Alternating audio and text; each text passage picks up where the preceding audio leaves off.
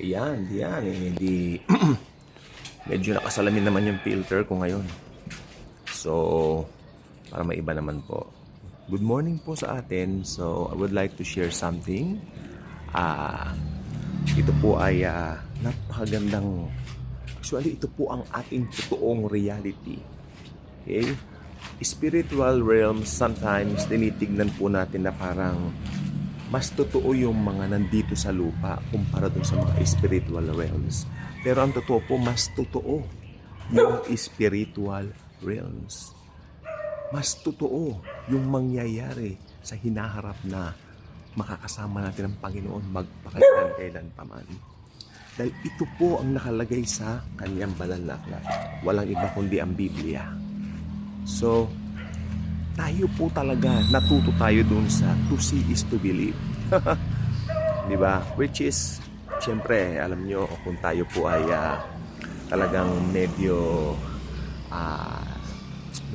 nasanay doon sa ganung kaugalian, talagang sabi nga nila, maski mananampalataya na, hindi naman sa nahihirapang maniwala, kundi talagang nandoon pa rin talaga yung gustong may nakikita lagi na tangible. Okay? Na mapatunayan sa kanyang sarili na ganun.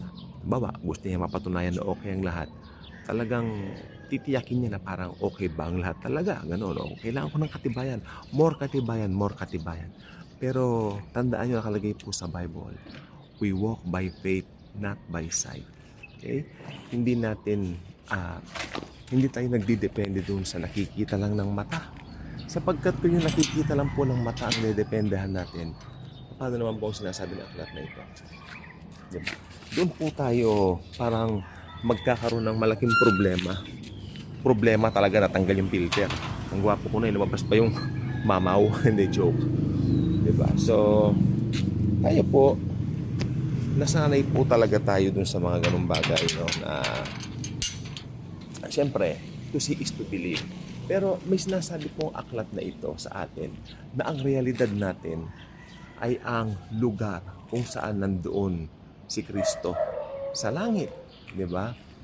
Yes. At may maganda pong nakalagay sa Bible na nag-reveal sa akin. Madalas ko na pong nababasa itong talatang ito, but the Lord revealed something great this day, today, kanina, sa akin. At sa totoo lang po, talagang yung word na yan na binigay niya sa akin, nagpakalma sa akin, nagpa-secure. Hindi? So tayo po, gusto niyo bang malaman kung ano yung word na yon? Okay, please turn with me. Basahin natin ang Bible. Okay. Dito po sa, ano ba yan? Yun. Colossians chapter 3. Ayan. Verses 1 to 4. Colossians chapter 3 verses 1 to 4. Ito nakalagay dito sa salin ng New King James Version. Ayan. New King James Version. Sabi niya rito, if then you were raised with Christ, seek those things which are above. Maliwanag po yan, ha? Where Christ is. O yan. Sitting at the right hand of God. Ito maganda rito. Set your mind on things above. Ayan. Set your mind on things above. Not on things on the earth. For you died, and your life is hidden with Christ in God. Ayun po yung striking word. Tignan nyo po. For you died. Ibig sabihin, patay na tayo. And your life is hidden with Christ in God. Yung dating pagkatao natin patay na. At yung bagong pagkatao natin, yung bagong buhay natin kako na ng pusa na, nakatago kay Kristo sa Diyos. Ibig sabihin, ang revelation sa akin dito, protected po tayo. Tingnan nyo, for you died and your life is hidden with Christ in God. That's protection. That is protection. Hindi lang po for eternity. Kasi pag nabasa nga naman natin itong passage na to, secured na ang aking salvation. It's for eternity, di ba? Yes, pero ang totoo po niyan, for you died and your life is hidden with Christ in God. Kaya kung ikaw ay paranoid sa mga problema, paranoid sa mga baka may ganitong mangyari, baka ganyan, hey, my friend, tandaan mo, our life as believers is hidden with Christ in God. Hidden, ibig sabihin kept, iniingatan, di ba? At ito pa ang bongga, when Christ, who is our life, appears, sa araw ng kanyang appearing, siyempre, una siya mag-a-appear sa rapture para kunin po tayo. Doon po natin siya mamimit. Si Jesus, we will meet Him for the very first time sa araw ng rapture. Okay? When Christ, who is our life, appears, then you also will appear with Him in glory. Di ba? Kung nag-appear na siya, mag-a-appear din tayo sa kanyang kaluwalhatian, sa gloria ng kalangitan. So ito po'y napakaganda. Sometimes, nabasa ko naman ng ilang beses. Pero sometimes may mga striking words pa rin na talagang ibibigay ni Lord na, hey, tutukan mo. Kaya tama si Pastor Joseph Prince na when we read His Word, when we read the Bible, the Word of Jesus Christ, syempre. Anyway, the Bible is Jesus. When we read it, dahan-dahan. Kasi bawat isang word mahalaga. Tignan mo, ito ang nag-strike sa akin, for you died, and your life is hidden with Christ in God. Yung term na hidden, I love it. My life is hidden with Christ in God. Okay? Kept. Protected. Saan ka pa? Pinoprotektahan tayo ng God the Father. Pinoprotektahan tayo ng God the Son. Pinoprotektahan pa tayo ng God the Holy Spirit. Saan ka? Di ba? So tayo po ay protected ni Jesus. Siya ay Diyos.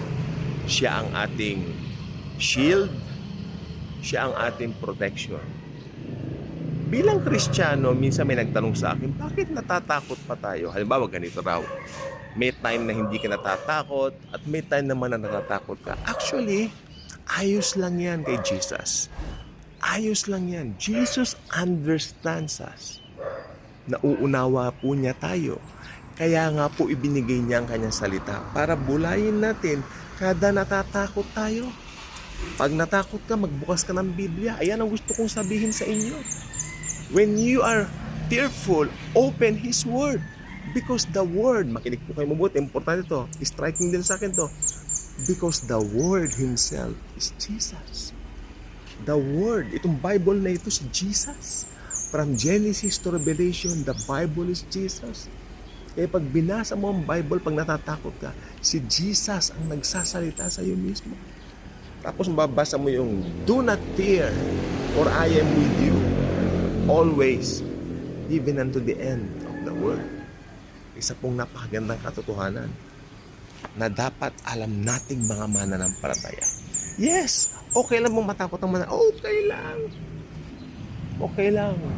Alam ni Jesus na tayo ay natatakot. Natatakot pa rin po tayo. Pero ang Panginoon po natin, siya po ang nakababatid ng lahat. Gusto lang po niya, itiwala po natin sa Kanya yung ating mga takot, yung ating mga pangamba. Okay? At pag siya ang ginawa mo, sandigan ng iyong buhay, hindi ka matatakot dahil iingatan ka na. The Lord Jesus is in control of everything. And His Word is our everything.